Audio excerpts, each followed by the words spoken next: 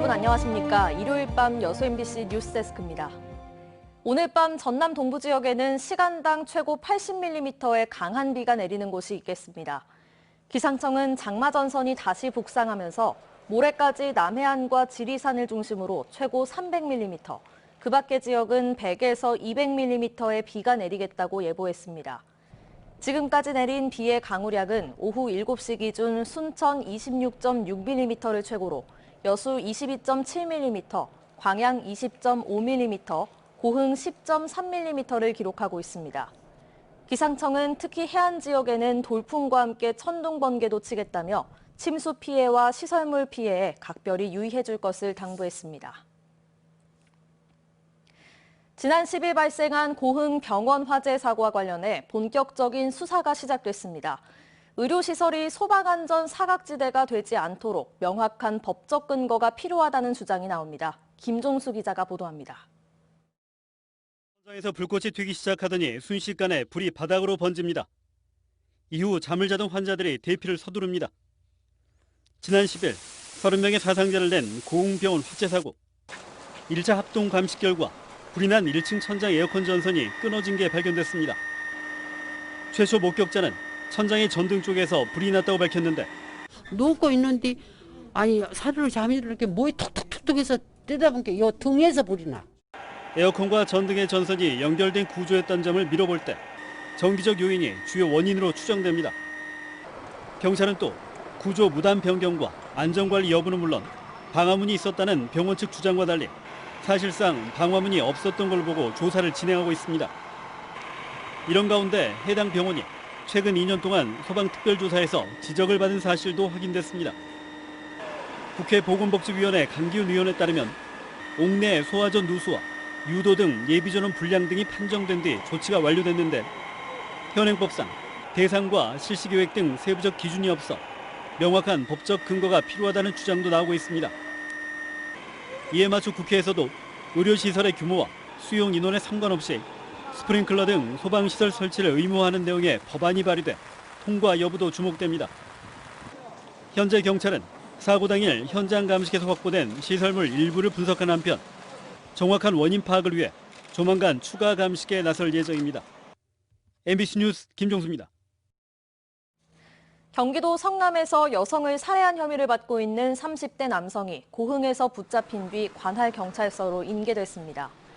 고흥경찰서에 따르면 해당 남성은 어제 경찰 공조로 고흥군 점안면의 한 야산에서 독극물을 마시고 쓰러진 채 발견됐으며 생명에는 지장이 없는 것으로 알려졌습니다.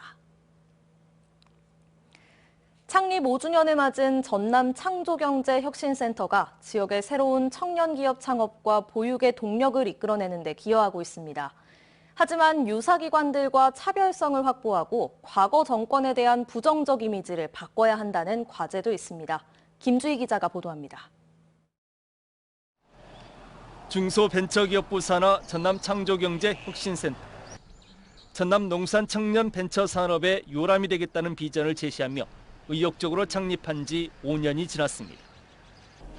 전남창조경제혁신센터는 지난 5년 동안 신규 창업 360여 건, 농수산 우수 제품의 판매 지원 1,600억여 원, 일자리 창출 1,200여 명 등 성과를 거두고 있습니다.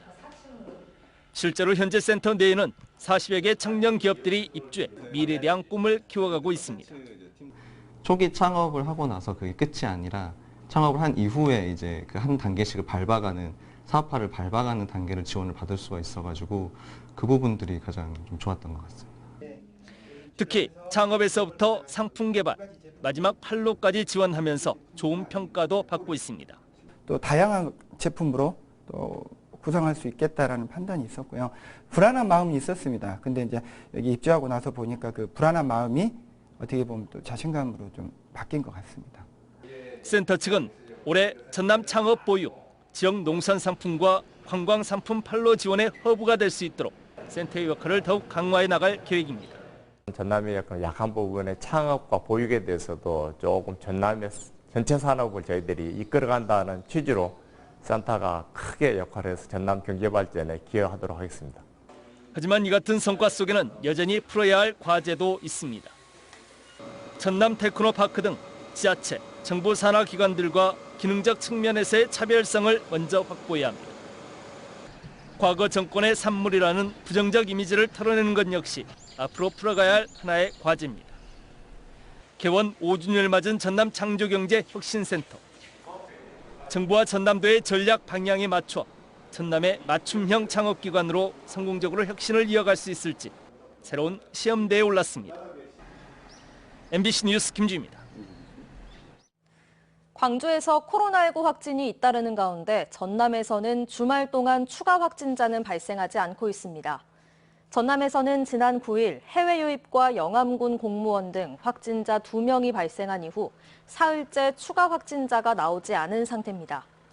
현재 전남에서는 확진자와 동선이 겹치거나 스스로 검사를 요청한 1,200여 명에 대한 검사가 보건환경연구원에서 진행되고 있으며 음성 판정을 받은 262명이 자가격리 중입니다.